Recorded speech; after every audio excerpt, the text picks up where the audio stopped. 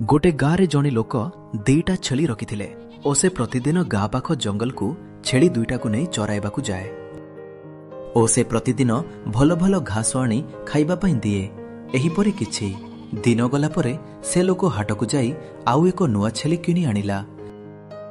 एबे से प्रतिटी समय रे नुआ छेली प्रति बहुत ध्यान देउथाए। ए विभिन्न प्रकारर फल आनी ताकू खाइबा पई देउथाए।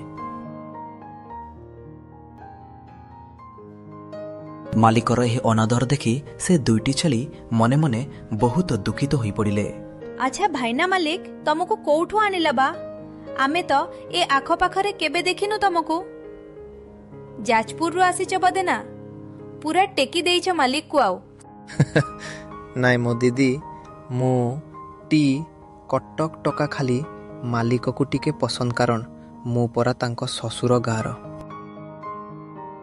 हौ शुण भाईना मालिक तमर आउ आमर भितरे पातर अंतर करुछि। टिके पाने देले किंदी लागंता। हाँ तमे माने जहा कहूच सत कथा। आम छेली समाज भितरे समानता बजाय रखिबा पई हेले आमको किछि ना किछि तो करिबाकू पड़िबे। सुन तमे माने मो पाखरे बढ़िया उपाय गोटे अछि।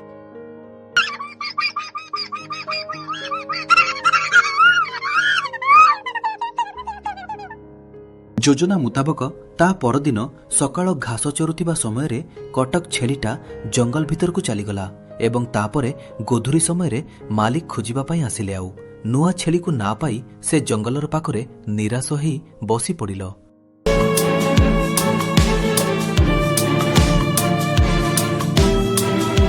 एहीपरि भाबरे 3 दिन बीतीगला। दिने सकाले मालिक निराश होई निज घर आगरे जाउथाए। आउ से हठात देखिले जे छेलीटा ता पाखकू चालिकी आसुछि। मालिक ताहा देखि बहुत आनंदित हेला एवं छेली आगरे बसी पड़ी बहुत स्नेह श्रद्धा करिबा सह कहिला जे किरे मु तते बहुत स्नेह श्रद्धा देली, भल भल खाद्य भी देली। मो आग छेली दुईटाकू अनादर करी तते सबुठारू अधिक जत्न कलु हेले तू मते शेषरे छाड़ी चली जाइथिलु कोन पाई? मु आपनको पाई मालिक आपनको असमानता व्यवहार पाई आपनको शिक्षा देबा पाई छाड़ी चली जाइथिली।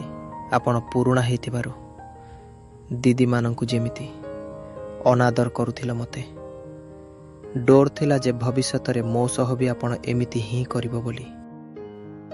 निरीह छेलीको एही हृदय स्पर्शी कथा सुनी मालिक निजकू हे मने कले। आउ छेलीकू क्षमा प्रार्थना करी प्रतिज्ञा कले जे भविष्यत रे से कौनसी जीवों प्रति असमानता व्यवहार देखाइब नाही। कथाटा सीना छेलीर आज्ञा किंतु शिक्षाटा परा समस्तंकर समाज रे उचित लोकंक प्रति उचित व्यवहार ही उचित हेबो। जय जगन्नाथ।